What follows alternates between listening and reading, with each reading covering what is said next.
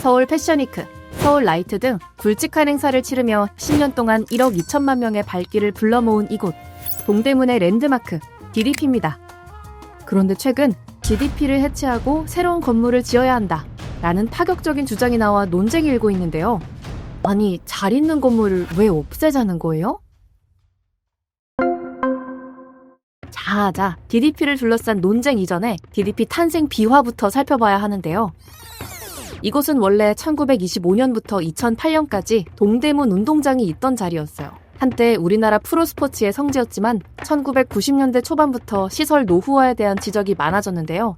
2000년대 들어서부터는 거의 사용이 안 돼 노점상들의 풍물시장으로 변해갔죠. 더 이상 시설이 제 기능을 하지 않자 철거하자는 목소리가 나오기 시작하는데요.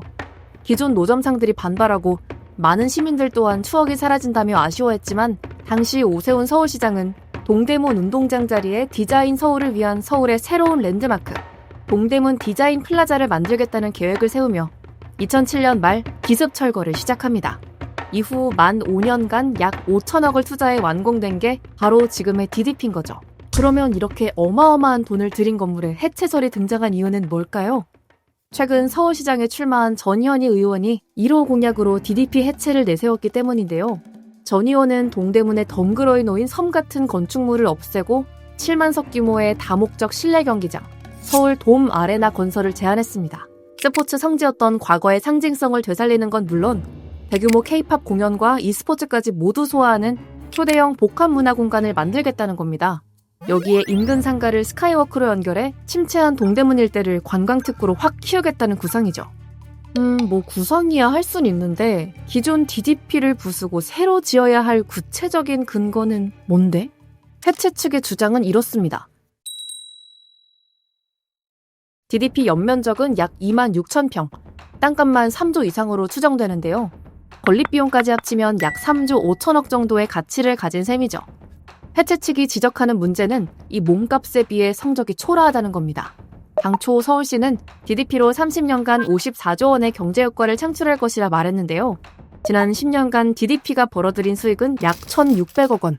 기존 발표에 한참 못 미치는 연 160억의 수익은 경제적 효과가 없음을 증명한다고 주장하죠. 수익이 적은 이유는 DDP가 잠깐 들러 사진만 찍고 가는 공간에 가깝기 때문이라 보는데요. 덩그러니 남겨진 거대한 건축물은 인근의 동대문 패션 의류상가와 단절돼 상시적인 유동인구를 만들어내지 못했고 끝내 강북 상권을 침체시켰다는 겁니다. DDP 인근 상가 공실률이 이를 증명한다고 보고요. 과거에 동대문 야구장이 있을 때는 야구 경기를 마치고 밤늦게 사람들이 동대문 상권에 들어가서 자연스럽게 먹고 쇼핑하고 이런 행태들이 많았습니다. 그래서 그때를 기억하는 동대문 상인들은 그때는 정말 동대문 운동장에 오신 많은 분들이 동대문 상가를 찾아주셨다. 근데 DDP가 건설되고 난 이후에 그런 유입 효과가 확실히 줄었다. 애초에 저는 DDP가 동대문 상권을 몰락시켰다라고 주장하지는 않습니다. 그러나 DDP가 주변 동대문 상권을 살려서 53조에 해당되는 경제적 효과를 창출하겠다라는 목표로 시작된 만큼 이러한 목표를 제대로 달성하지 못하고 있다. 반면 존치 측은 이 주장에 대해 전면 반박하고 있는데요. 우선 연수익이 160억이라지만 DDP는 공공건물 중 유일하게 흑자를 내고 있습니다. 하루 대관료가 1억 원이나 되지만 예약은 이미 내후년까지 꽉 차 있을 만큼 수요가 확실하고요. 실제로 DDP의 연간 시설 가동률은 79%, 행사와 행사 사이 준비기간을 고려하면 1년 내내 운영되는 수준이죠. 물론 인근 상가가 비어가는 건 사실이지만 이건 온라인 소비 트렌드에 따른 어쩔 수 없는 현상이라 보고요. 존치 측은 오히려 DDP가 상권의 심폐소생술 역할을 하고 있다는 데이터를 제시하는데요. 작년에 열린 DDP 7개 문화행사 기간 중 DDP 상권 매출은 평균 12.2%, 동대문 상권 매출은 평균 10.8% 늘었습니다. 서울시가 직접 제공한 통계에서도 인접 상권 매출액은 2022년 대비 2024년에 25.5%가량 증가했죠. 더불어 상권의 소비 흐름, 외국인 카드 매출 증가세, 유동인구 증가세까지 모두 수치로 제시했는데요. 자, 여기서 또 다른 논쟁이 시작됩니다. 해체 측은 이 통계에 교묘한 함정이 있다고 꼬집는데요. 상권이 바닥을 쳤던 코로나 시기를 비교군으로 잡는 건 잘못됐다는 겁니다. 정확한 비교를 위해선 코로나 이전 시기와 비교해 회복됐느냐를 봐야 한다는 거죠. 이에 존치 측은 2019년도를 포함해 재산출한 통계에서도 동대문 인접 상권 매출이 8.1% 증가한다고 재반박했고요. 당장 작년 한 해에만 1,700만 명이 방문한 것으로 경제적 가치가 충분하다고 주장하고 있습니다. 여기서 해체 측은 다시 한번 이 데이터를 반박하는데요. 존치 측이 제시한 2019년 대비 매출 증가율 역시 같은 기간 물가 상승률을 고려한다면 오히려 6.7% 감소했다는 거고요. 프랑스 루브르 박물관의 1년 방문객은 약 900만 명, 세계적인 대형 박물관들도 약 600만 명 수준인데 DDP 방문객이 한 해 1,700만이라는 게 말이 안 된다는 겁니다. 그래서 해체 측은 1,700만 명이라는 수치가 단순 보행자와 인근 직장인의 통행량을 모두 포함한 허수일 수 있다고 말합니다.